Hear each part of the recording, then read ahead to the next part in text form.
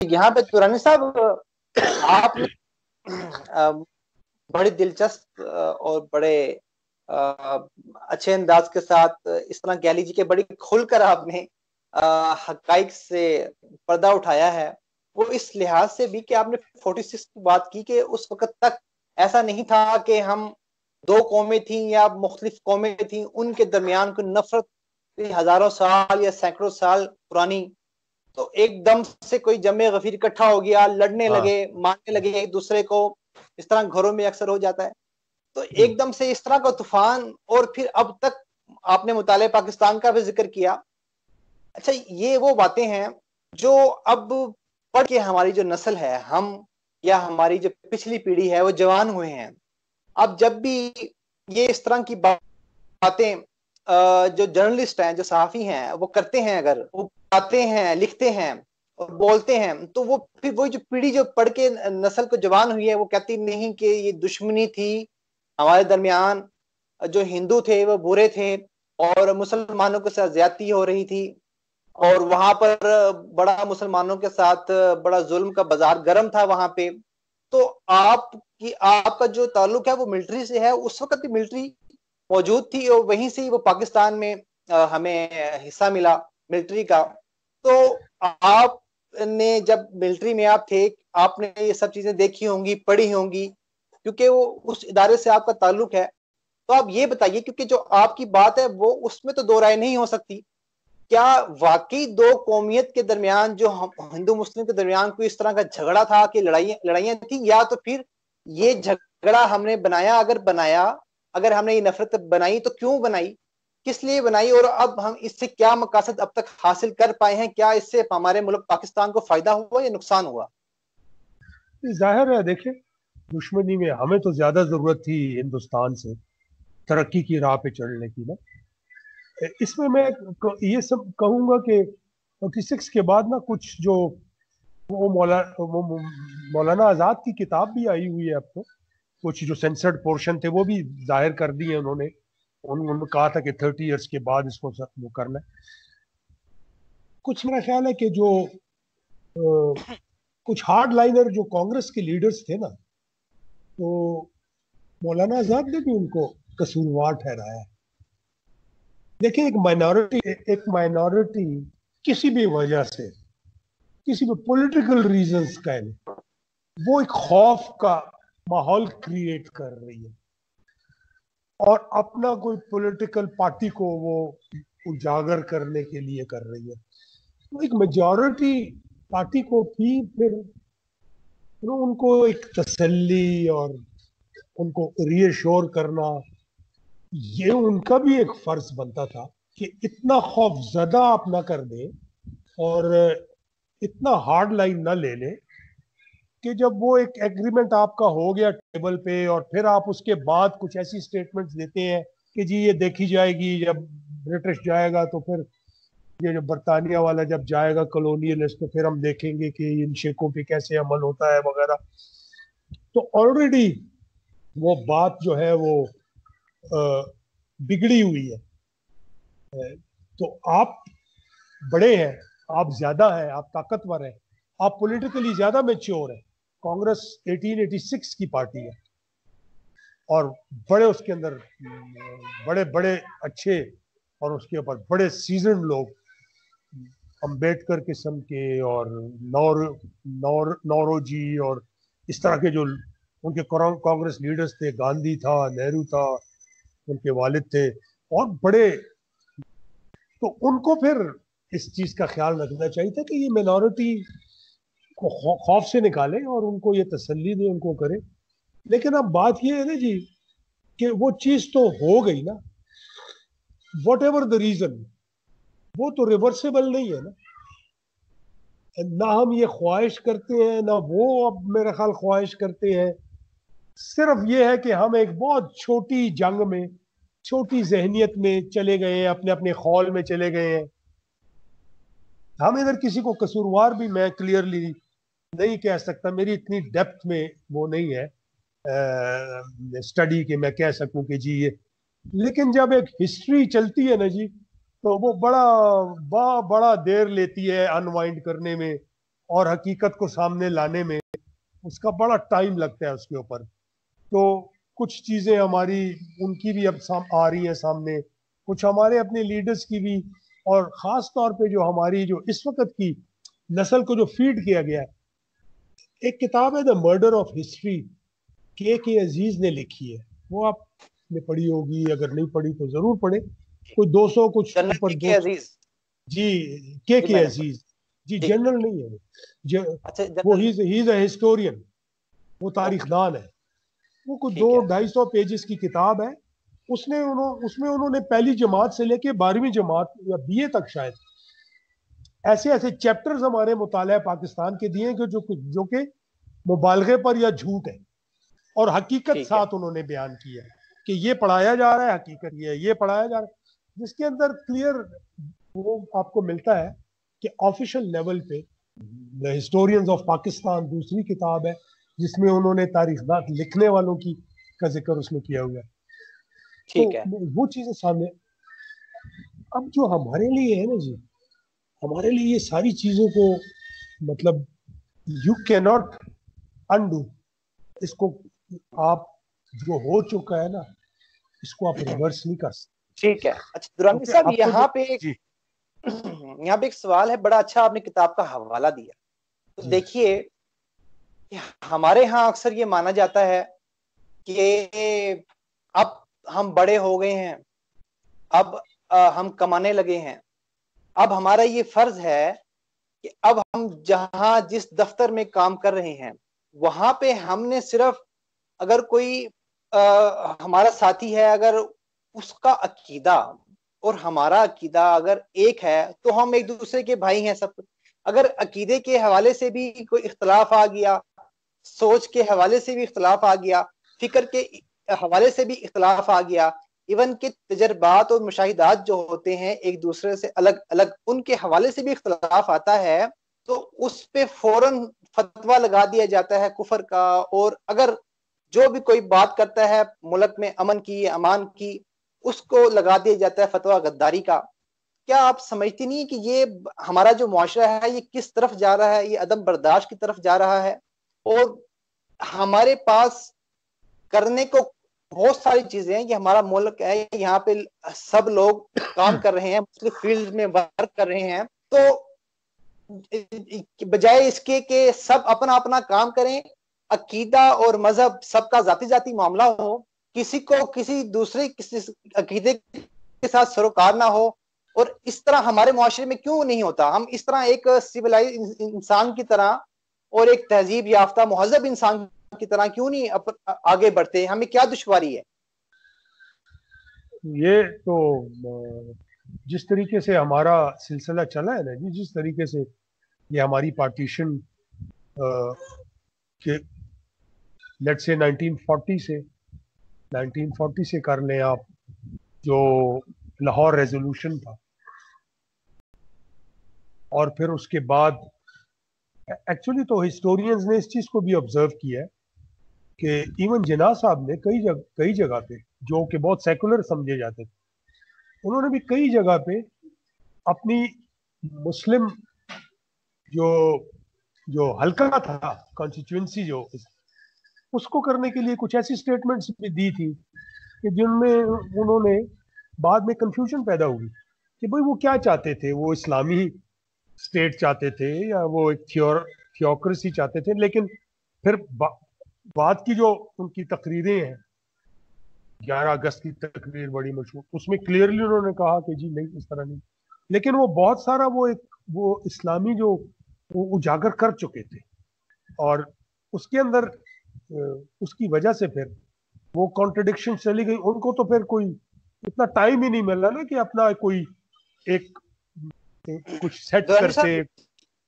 یہاں پہ ایک سوال آپ سے مختصر سا سوال, وہ یہ کہ جناح صاحب نے حالات کے پیش نظر یا مختلف وقت کے تقاضوں کے مد نظر انہوں نے جو کچھ کہا, جب پاکستان بن گیا 11 اگست 1947 پاکستان کی پہلی دستور ساز اسمبلی کا اجلاس ہوتا ہے. اس اجلاس پہ قائد اعظم باقاعدہ طور پہ ایک ہندو لیڈر کو جو مسلم لیگ کے تھے جوگندر ناتھ مانڈل کو، ان کو پیش کرتے ہیں کرسی صدارت، اور ان کی زیر صدارت پاکستان کی پہلی قانون ساز اسمبلی کا اجلاس ہوتا ہے. اور پھر قائد اعظم صاف طور پہ کہتے ہیں کہ کوئی مسجد میں جائے، مندر میں جائے، گرجا میں جائے، آپ سب آزاد ہیں، آپ کا کیا مذہب ہے، کیا عقیدہ ہے، ریاست کو اس سے کوئی سروکار نہیں ہوگا. جب قائد اعظم عملی طور پہ یہ طے کر دیتے ہیں اور اس کو امپلیمنٹ بھی کر دیتے ہیں، اور اس کے بعد آپ دیکھیے کہ ہمارے پہلے وزیر قانون ہندو تھے، ہمارے پہلے وزیر خارجہ قادیانی تھے چودھری ظفر اللہ خان، اور اتنا انہوں نے ایک نظام بنا دیا کہ یہ ہمارے پاکستان کا نظام ہے، یہاں پہ سب لوگوں کو، سب شہریوں کو برابر کے حقوق ہیں. تو اس کے باوجود بھی ہم جو قائد اعظم کی جو راہ تھی، جو راستہ تھا، اس پہ چلنے کی بجائے آپس میں تقسیم ہو رہے ہیں. اس کی کیا وجہ ہے؟ اگر اس کی جو آپ نے اس سے پہلے جواب دیا کہ جو مطالعہ پاکستان میں جو ہمیں پڑھایا گیا، یہ سب سے بڑی اس کی وجہ ہے. اب جو اکبر اور اشوکا کے دور میں جو سسٹم تھا، پولیٹیکل سسٹم جو انہوں نے نافذ کیا، سیکولرزم کا، لبرلزم کا، کیا ہمارا راستہ وہی نہیں ہے، سیکولرزم اور لبرلزم؟ تھوڑا سا پیچھے اگر ہم اس سے 47 پہ چلے جائیں، 47 سے 58 تک تقریباً 10 سال کا ایک ڈیکیڈ، آپ دیکھیں کہ جناح صاحب نے تو ایک تقریر کی نا، اور کچھ اپوائنٹمنٹس ایسے کی جس میں ان کا سیکولر مزاج نظر آیا، لیکن ایسا ملک کے لیے کوئی ڈاکیومنٹ تو تیار نہیں ہوا نا، جو کہ ہمارے لیے ان کو ہو سکتا ہے مہلت نہ ملی ہو، بیمار ہو گئے. ہاں، مہلت نہیں ملی، لیکن ان کا تو ایک گروہ تھا نا، ایک ان کے ساتھ ان کے ساتھی تھے. بعد میں پھر ان کے جانے کے بعد 47 اور 48 میں ایک کشمیر میں جنگ بھی لڑی ہم نے. ابھی جو کشمیر کا وہ حصہ تھوڑا بہت ہمارے پاس ہے، اس کو لینے کے لیے ہم نے لشکر بھی تیار کیے، اور اس کے اندر، لیکن پولیٹیکلی سپیکنگ کانسٹیٹیوئنٹ اسمبلی میں جو آئین ساز اسمبلی تھی، وہ اگر مجھے یاد ہے تو میرا خیال ہے کہ کم از کم 10 یا 11 سال میں ہماری 11 حکومتیں چینج ہوئی. اس میں جھگڑا کیا تھا؟ اس میں جھگڑا ملک کے لیے ایک پولیٹیکل سٹرگل بٹوین ویسٹ اور ایسٹ پاکستان تھی. اس وقت کیونکہ آبادی کے لحاظ سے پولیٹیکلی زیادہ اویئر بنگال تھا. خواجہ ناظم الدین کے ساتھ ہم نے کیا کیا، مولانا فضل الحق کے ساتھ ہم نے کیا کیا. ان کو ساری سٹرگل یہ تھی کہ کس طریقے سے آستے آستے bureaucracy dominated by the west, مغربی پاکستان، وہ بنگالی کو ڈینائی کرا، اپنی رائٹ ڈینائی کرے، اور ان کی جو میجورٹی ہے، یہاں تک کہ ایک موقع پر ایسٹ پاکستان اس پہ بھی مان گیا کہ ٹھیک ہے جی ہم پیرٹی مانتے ہیں. 1956 کا کانسٹیٹیوشن یہ تھا کہ ٹھیک ہے جی ہم 55 اور 46 یا 55 اور 45 چھوڑیں، ہم برابری کے حصے پہ چلتے ہیں، 50-50 ہوگا ہر چیز.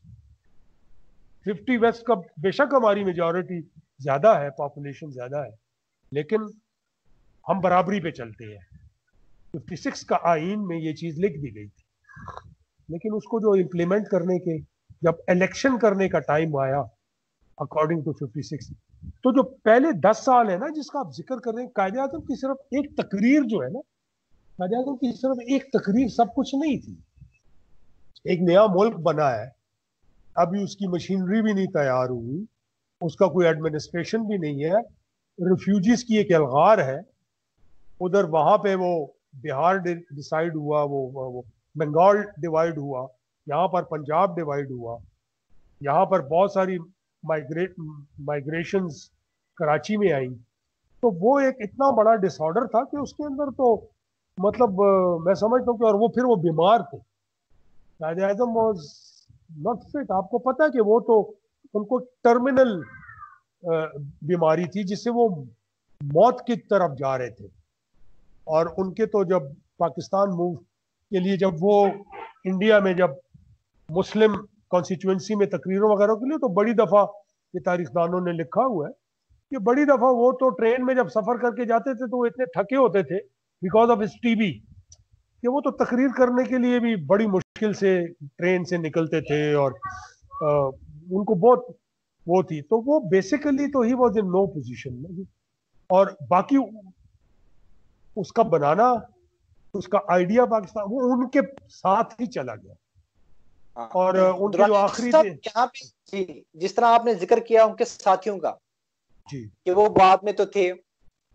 اچھا اس حوالے سے فاطمہ جناح کی کتاب میرا بھائی جیسے کہ آپ نے پڑھی ہو اس میں انہوں نے کھل کے ذکر کیا کہ جس طرح ساتھی تھے ان کے سب سے قریبی لیاقت علی خان زیارت میں ان سے ملنے کے لیے آئے.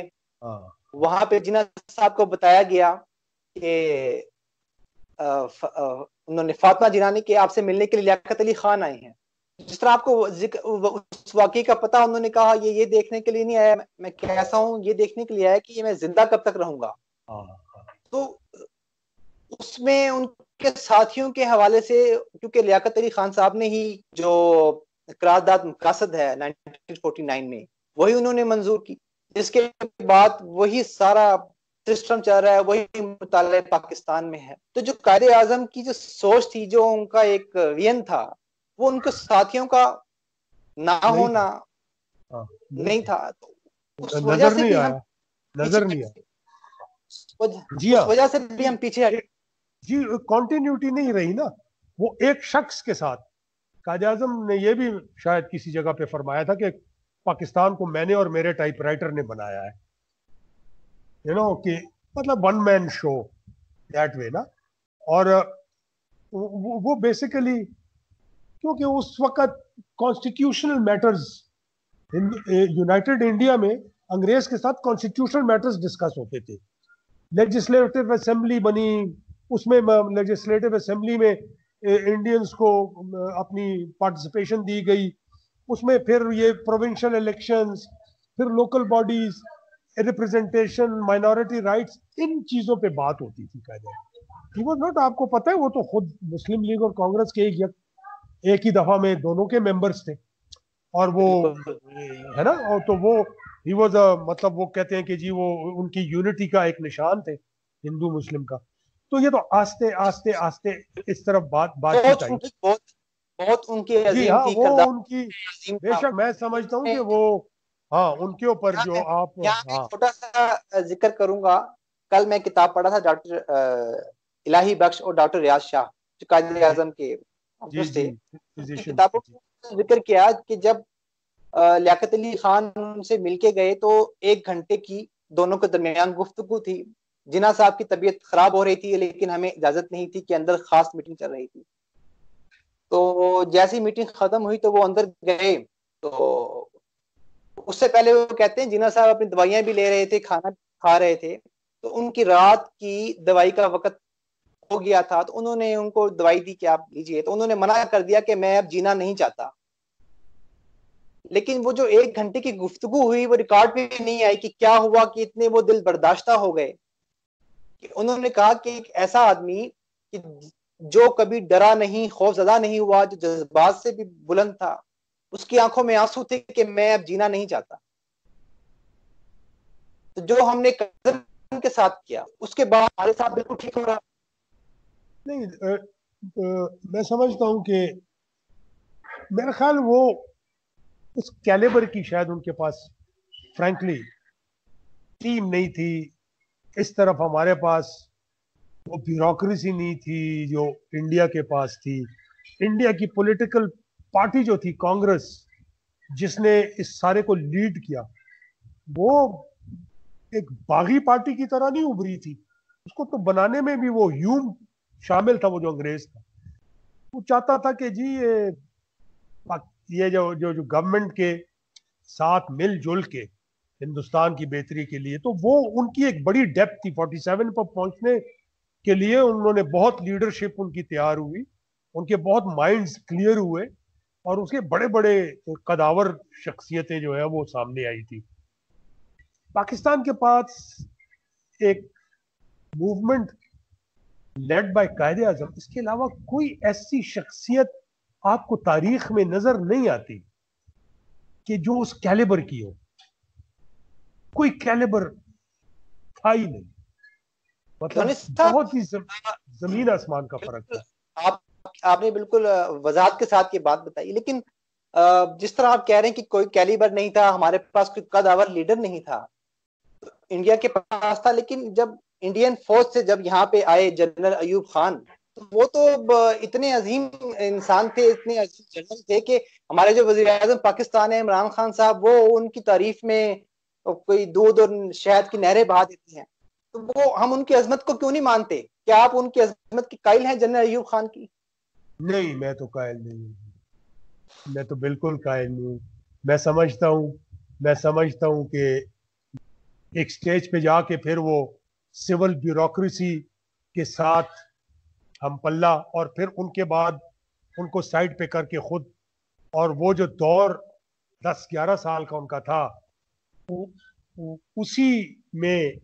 اسی میں وہ سارا جو بنگلہ دیش کی بنیاد رکھی گئی.